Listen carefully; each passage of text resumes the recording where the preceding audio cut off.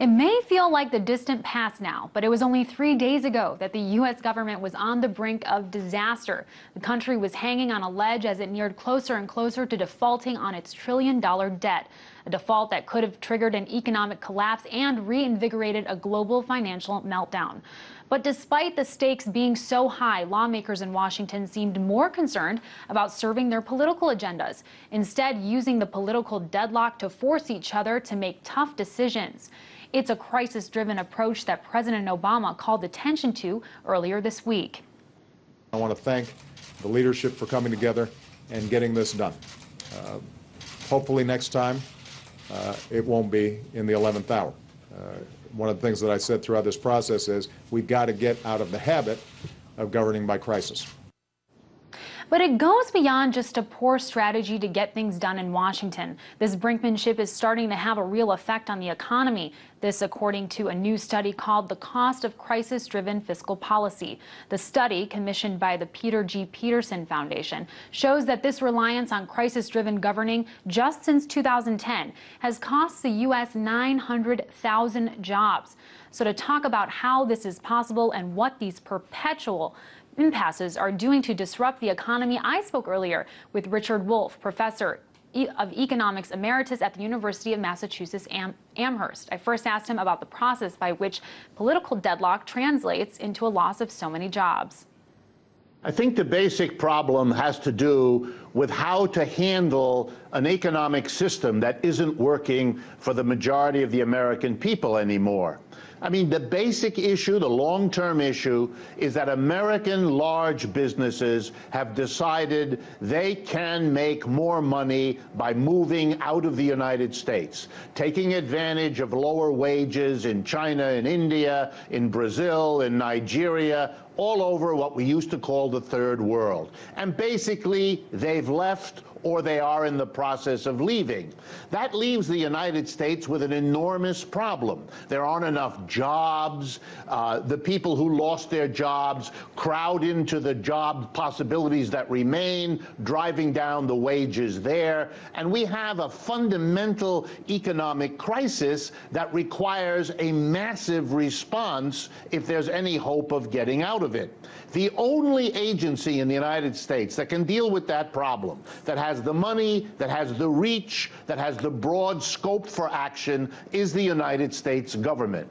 But the fear of the business community is that if the government takes this problem under its wing and goes after it, that either they will be taxed to pay for the solution, or that the solution will involve taking power and decision-making away from big corporations and maybe even limiting their freedom to leave the country without taking care of the mess they leave behind.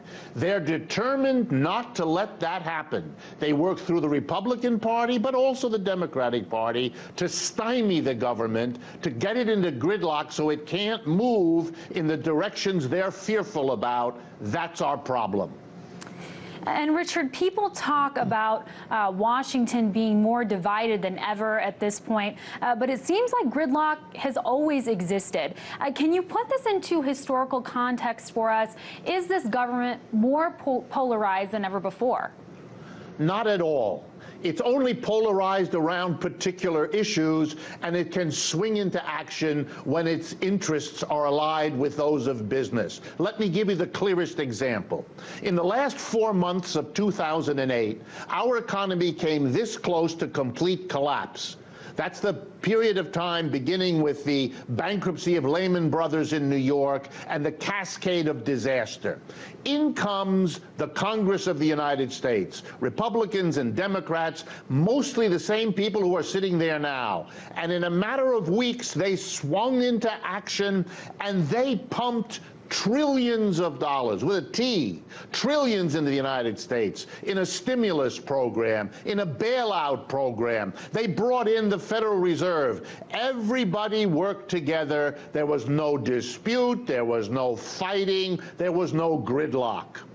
All the trouble came later, after you bailed out the big banks, the big corporations, saved General Motors, the whole story. Suddenly, when it came time to maybe taxing the beneficiaries of all those bailouts so that the government could help the average American, then we had gridlock. Then we had fighting. No, no, no, we don't have a gridlocked Congress when it comes to helping the people who call the shots. We only have gridlock when the question is, what do you do for the people who've suffered 5 years of this crisis, still are unemployed, find their children having to borrow unquestionable amounts of money to go to school and all the rest? Then, when it comes to solving the people's problems, then we hear about gridlock and division. No, no, no. The issues go much deeper than that. And Richard, I think the scary thing is that we know that we'll be revisiting these same contentious issues in another 4 months when the debt ceiling returns. Lawmakers aren't necessarily fixing the underlying problems here, but rather they're finding temporary solutions to them. So how difficult is it to actually recover from the damage that's been done? I don't see any change in the basic contours of the U.S. economy for years into the future. And I noticed that one of the most wise commentators, Stephen Roach, used to work for many years at Morgan Stanley Bank, has said the same thing in recent days. We're not doing anything to solve this economic problem. We're patching it over with a little bit of fix it here and there. We've made our commitment to bail out the big corporations. We thought as a nation that the bailout would lead the banks to lend money to businesses and people so we could recoup our economy. They did no such thing. The big corporations keep leaving. We have a political system that is subservient to the people who run our economic system. And the truth of it is, unless and until we face that we're dealing with the people who run our big corporations and we have to change how they work and the decisions they make, so long as we don't face that, we'll be dealing with their puppets, their tools in the United States Congress and the White House too, and they will give us lots of political theater, lots of raw material for news stories, but they will not give us real movement or decision making because they're held in check by subservience to the larger interests that control them. Sure. And speaking of corporations, in response to everything that just happened politically, one venture capitalist in Silicon Valley said this. He said, if companies shut down, the stock market would collapse. If the government shuts down, nothing happens and we all move on because it just doesn't matter. What's your take on that? Well, I think there's a point to it all. I mean, it matters. You know, there were hundreds of thousands of people who lost their jobs for a few days. There were businesses that therefore had no customers. There were all kinds of hardships when the government doesn't do the thousands of things we needed to do. So I wouldn't underestimate that importance. I wouldn't also underestimate the enormous significance for the rest of the world that used to look upon the United States as the bastion of capitalist calm, of capitalist functionality, a safe place to invest your money.